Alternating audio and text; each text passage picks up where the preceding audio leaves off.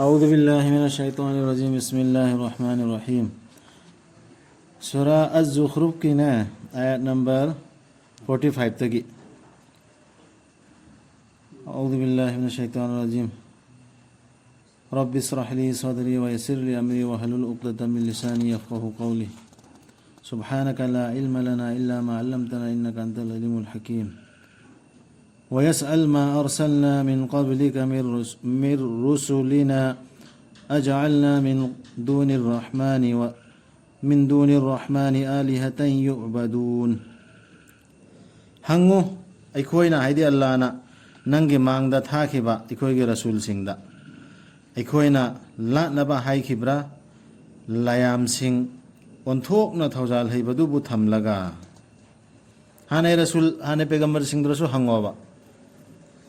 layam la naba atopa mayama lai leader mayama la naba makoina haibe innabagi makoida angwadina mo nabidu matam khunta nabidu unadra hango ante hana chabare isa nabasu wari tar biya du hangone hana du mana nabi sijira bulai la na atopa la na haram barane ujuji hate na nabidu la atna hango anate hangodi lai la sudu yaubra natraga hana chabare isa yaubra atau busulah kita ni aja ini skrip kami jawab Taurat ini dulu itu ni hangwai ber apa Arab tahai ke lewa hang berjantara itu dia hangbus itu bisa ini jadi kau jadi skrip ni wajib sih karena lain cerita ada naga Nabi itu betul pelapor ya na hadis ni pelapor soida nama aikoina adi Allah na thaki bani musabu aikoi ki khudam singal loina na Firaun amasung magi phamnai ba singda kudam mede ayat sain gini ko mana hai ki musana ni taseng namak ay rasul ni taibang pum namak ki rabki adubo mana lakhiba matamda makhoida Allah ki khudam sing puduna khudakta makhoina nokhi maduda ash yana nok na khiya Firaun nok na khidna hojikso ikoi din Islam ne sat limen lai me do al Quran ki ayat ne na no hauna Quran sidi parudramina hai kanda noka dori me khang da min kai no machine haire isibu anau ba man no ne ai khoina utkhiba natte de Allah na utkhiba natte ma koida khudam amata maduna hen na chauba nattana madugi mamangi dudagi Allah na phakibani makhoi bu chairak thaduna makhoina hanjin jarakna ba achumbada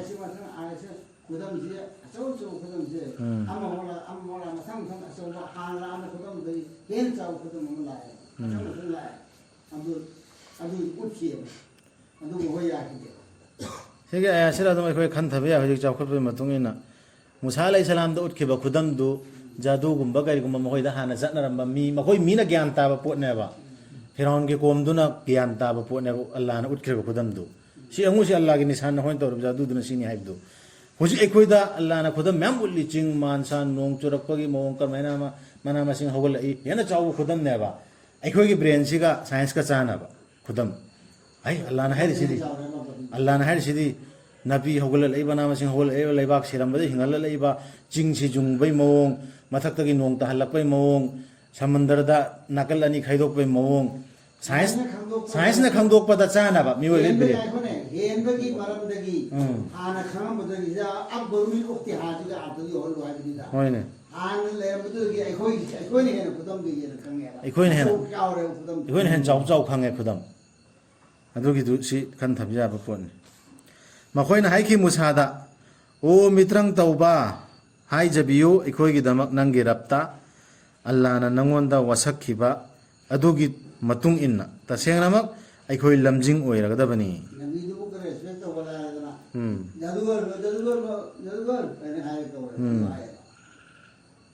adubu Allah na lauthok piraba matamdadi makhoidagi dandidu khudakta makhoina thugai makhoigi wasak moin hoji wasak kibdu haidi wasak edi moin wada tawri midna yarani na haibdu makhoidagi wadadu thugai re ab เคกลักขีฟิราวน์นะ मागी मीसिंगदा हाइकी ꯀꯩꯕ खेकलक्की खेकलक्की फिरौन हैदी लाउरक्की हाइरोने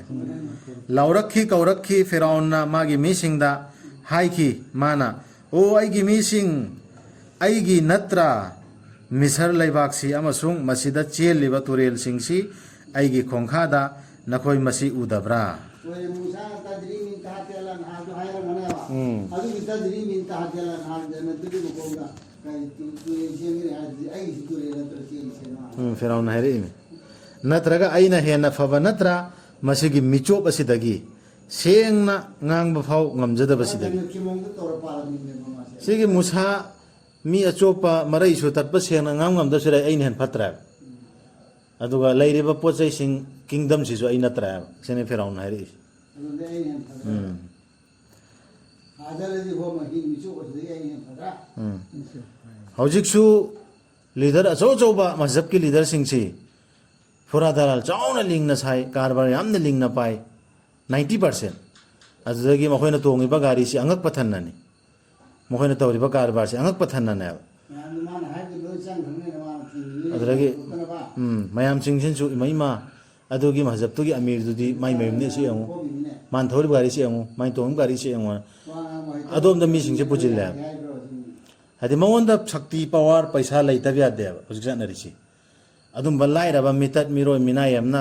आयात अलागी sign पुरक यादेब हजिक जानरिसि मजहब सिंगदा आइना थेंगनबदनि को हाइरिसि नखैसु खनथरगा उ थेनरोदि थेंगनरपे करिगी लंगथरक्तबगे मंगोंदा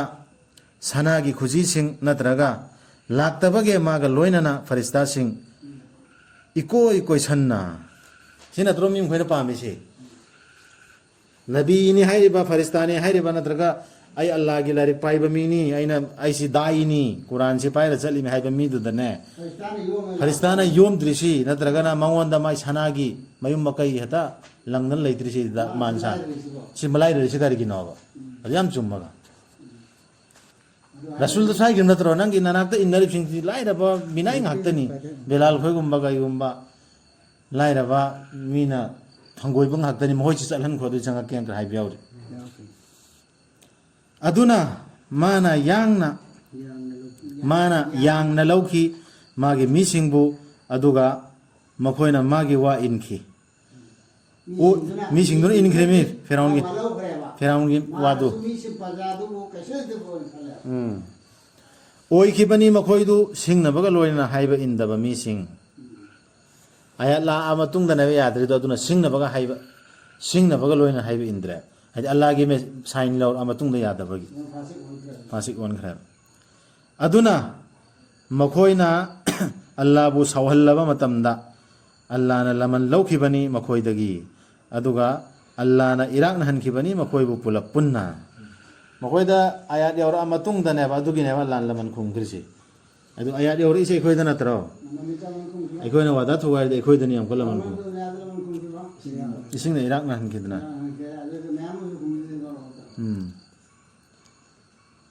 अदुना अल्लाह ना ओइहनखि मखोइबु अरानबा लंबीदा लमयानबसिंग लमयानबसिंग अमसुंग खुदम अमा तुंग तारकपसिंगदा हुजिकि बनी इस्राएल की यहूदी की कांगबुदु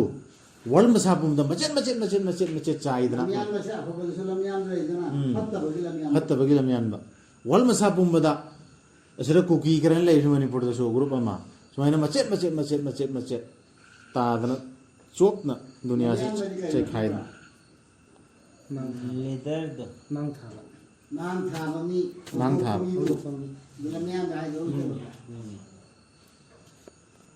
mang thab haidi lamang nabda hudok pa haigdra ara hatab lambida hudok pa aduga maryam gi machani pa bu khudam ama oina पुथरक पदा खुदकता नंगी मी सिंगना वा हेक तवी मदुदा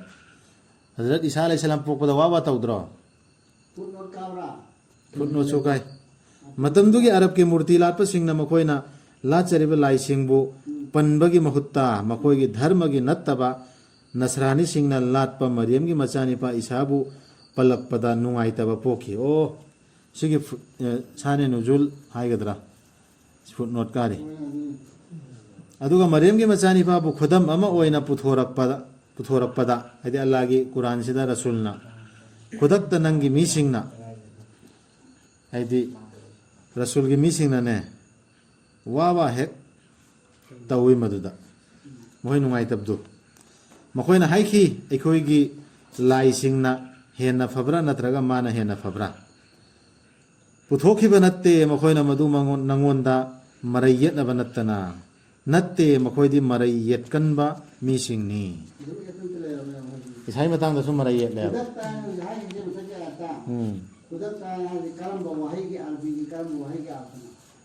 ꯀꯔꯝꯕ ꯍꯥꯏꯁꯤ ꯈꯨꯗꯛꯇ ꯃꯥꯒꯤ ꯃꯤꯁꯤꯡꯅ ꯅꯪꯒꯤ ꯃꯤꯁꯤꯡꯅ ꯃꯗꯨꯗ إذا قومك khudakta hadu panggil يسدون adu mawangilu ضرب iza إذا متمدو دا iza di matamdu na te basi mohon sila كدقتا khudakta sadali iza si matamdu adi fail da bhag ka yaura ba भाग क्यों मांगदा present or future or maji or past tense or अभी भाग और वही दो अभी और आदि इजा से वेन है भी मतलब पोलिसी रहे बा नाम दे और आदि इजा से नाम दे ममान खान आदि सदली है कौन का वही को मखोइना हाय मखोइना हाय कि अखोइगी लाइसिंग हेना फबरा नत्रगा माना हेना फबरा पुथोखिबा नत्ते मखोइना मदु नंगोंदा मरै येनबा नत्तना नत्ते मखोइदी मरै यत्कनबा मीसिंगनी लाइब रसूल सिरगी अखोइन लालिबा हानदै लालिबा ईसा अलैहिस्सलाम नत्र अखोइ लीडर लाइसिंगदुन हेना फबरा नत्र माना खुदम ने पुरैबा मासिन हेन फबरा ना मोइन येत मरै येलिदु हुजिकसु येलिदना नंगोंदागे नंगने हेन खांगाब्राना येत्रो परंग यारम हाइरु कांदने नंगने हेन खांगाब्रा नंगने हेन खांगाब्रा ना सम मै हौरि नि कैनो अदो अल्लाह के आया ने दु खन्थतबा नंगा इमिदु मोइन चेंग चांग तौबा मखोइगी लाइदुगा हुजिक नंगा इमिदुगा चांगदमनरकपा मान मकोक्ता लेरिबा लाइदुगा मसी कनासु नत्ते इनाया मनत्तना अल्लाह ना मंगोंदो थौजाल तौबिख्रबा अल्लाह ना ओहनबिखिबनी माबु खुदम अमा इस्राएल की मचासिंगदा ईसा अलैहिस्सलाम अल्लाह ना सुमना तौगे निंबिरमलबदी अल्लाह ना सेमलमगदबनी नखोइगे नरकता फरिस्तासिंग पृथ्वीदा मथंग मथंग लाखहंदुना अदु मैना ngaknaba अल्लाह ना सिनगेना आदै थारके खल्लदि फरिस्ता मथंग मथंग लाखहल्लगा सिनमंगमबे तसेनामक मदुदी पुंगफमदु खंगनबगिनी अदुना चिंगनरुगनु मदुगी मतंगदा अल्लाह ना हाइबा इल्लु मसिनी चुमद्रिंग चुंबा लंबीदु ज्ञान तारबो चुमद्रिंग चुंबा लंबी सिसी कुरान सिनेबको रसूलना पुरैबा रसूल सिनेबा कैदौनुंगदसु थैदोक हनगनु नखोइबु शैतानना लंबीदुदगी तसेंगनमक मादी हाइदि शैतानदी नखोइदा येकनबनी मयेक सेंगलबा सिगी लंबी से थैदो हनबा तौरनो बसी सिरातल मुस्तकीम की लंबी कुरान सिदगी लाखिबा मतमदा इसाना सेंगलबा दलिल सिंगल लोइनना माना हाइखि आई लाखलबनी नखोइदा ज्ञान लौ सिंगल लोइनना अदुगा नखोइदा मयेक सेंगहन्नबा नखोइना मदुदा मोट खेनरिबा खरगी अदुना अल्लाहबु कियो अमसुंग आइना हाइबा इल्लो सिगिसे ईसा अलैहिस्सलाम ना हाइ तसेंगनमक अल्लाहदी मादी अईगी सूरबनी अदुगा नखोइगी सूरबनी अदुना अल्लाहबु लालु मसिनी चुमद्रिंग चुंबा लंबीदु सी ईसा अलैहिस्सलाम ना मागी कोमदा मागी मीसिंगदा हाइखिबदु अदुबु मोट खेनखि कांगलुप सिंगदुना मखोइगी मरक्ता अदुना अवाबिनी अरानबा तौबु सिंगदुगी वारगदबा नुमित अमगी दंदी की मरमना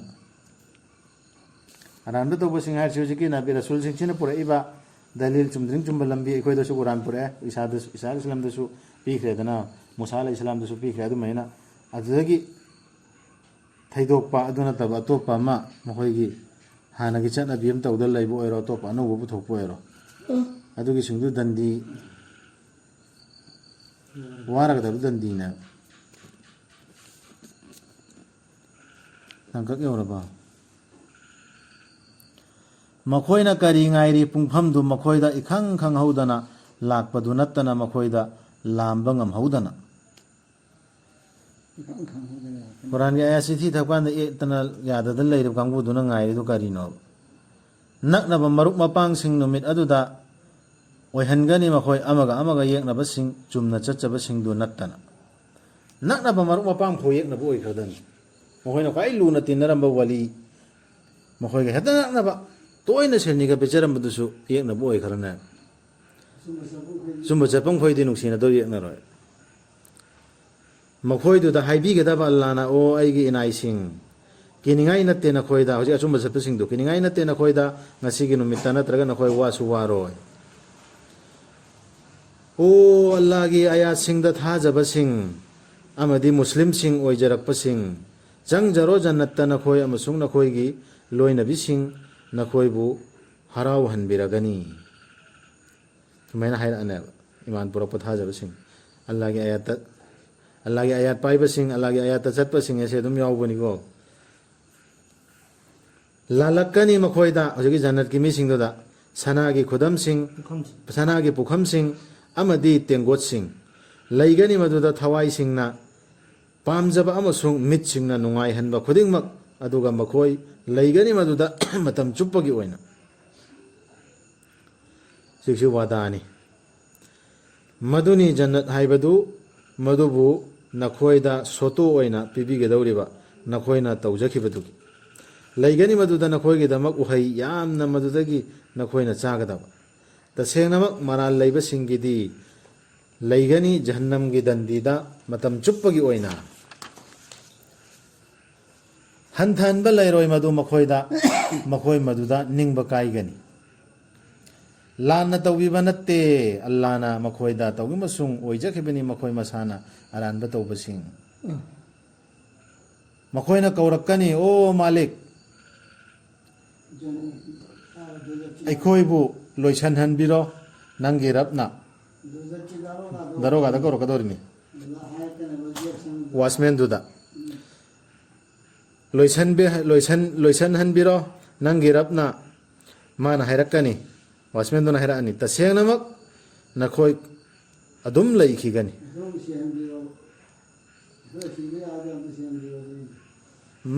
ꯃꯥꯀꯤꯊꯨꯟ ꯏꯟꯅꯀꯨꯝ ꯃꯥꯀꯤꯊꯨꯟ ꯍꯥꯏꯁꯤ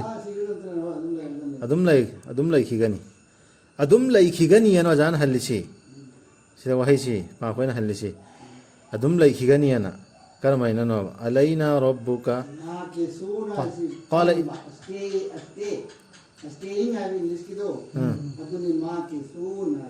ꯍꯩ ꯅꯈꯣꯏ ꯂꯩꯈꯤꯗꯃꯤ ꯑꯗꯨꯝ ꯍꯥꯏꯕꯗꯨ ꯅꯠꯇ꯭ꯔꯣ? ꯑꯗꯨꯝ ꯂꯩꯔꯗꯃꯤ ꯍꯥꯏꯕꯗꯨꯔꯣ? ꯁꯤꯗꯅ ꯍꯜꯂꯤꯁꯤꯗꯤ ꯃꯩꯇꯩꯂꯣꯟꯁꯤ ꯑꯗꯨꯝ ꯂꯩꯈꯤꯒꯅꯤ ꯍꯥꯏꯔꯤ. ꯑꯗꯨꯝ ꯂꯩꯈꯤꯒꯅꯤ ꯑꯗꯨꯝ ꯂꯩꯔꯗꯃꯤ ꯍꯥꯏꯕ ꯈꯦꯠꯅꯩꯌꯦ ꯑꯗꯨꯅꯅꯤ ꯍꯥꯏꯔꯛꯏꯁꯤ.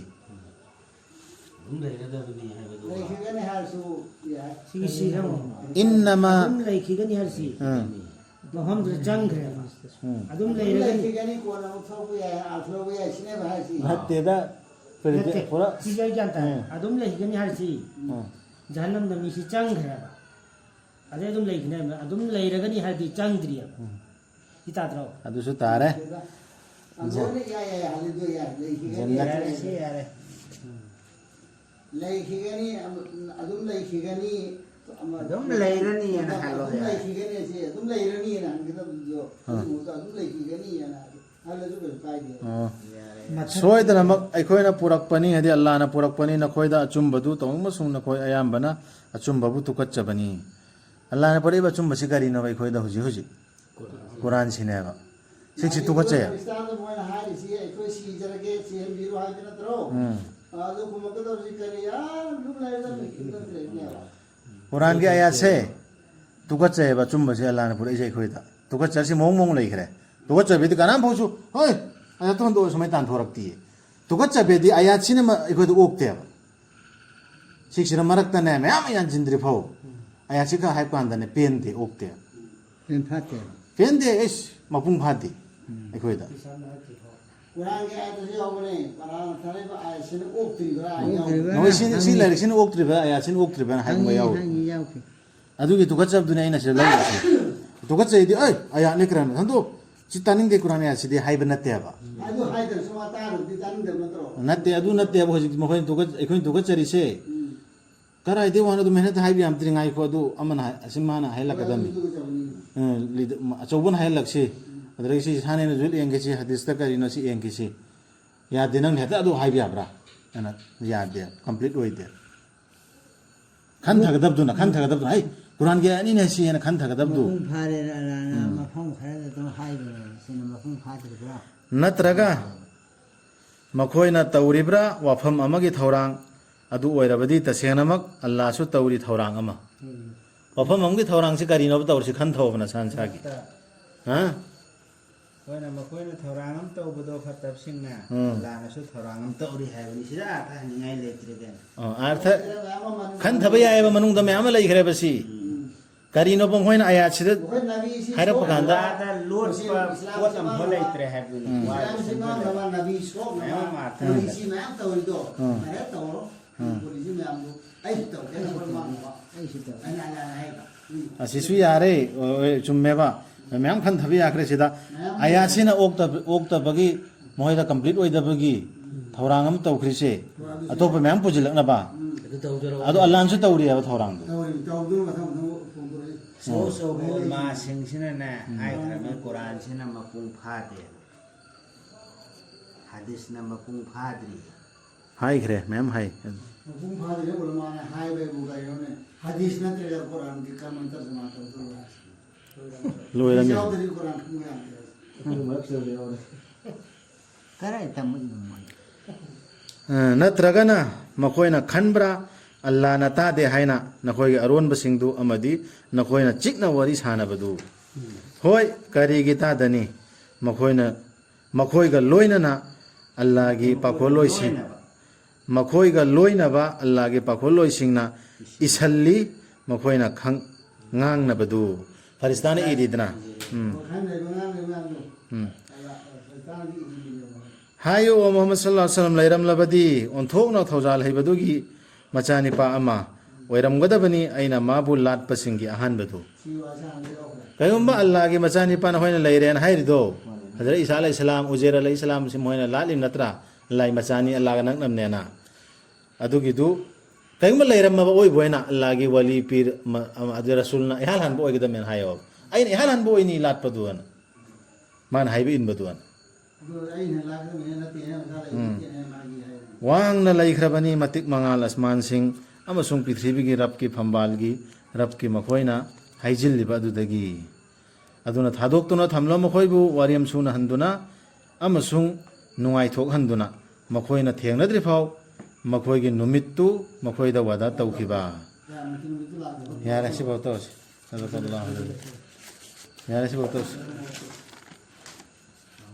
लोइसिलसिरो लोइदोरे आयात अमनि तंगाइरे महाकने अत्यागी लाइदु अमदी पृथ्वीगी लाइदु मादी असिंगबदुनी अखंगबदुनी महा खक्तनेबा पृथ्वीगिसु अत्यागिसु मपुछि लाटपद मतिक चा मपुछि अदु मा खक्तन हाइबिन गदम नत्र याइ फबनी मादी हाइदि अल्लाहदी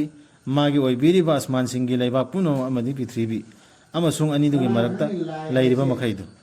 लाई हसे इला हसिगी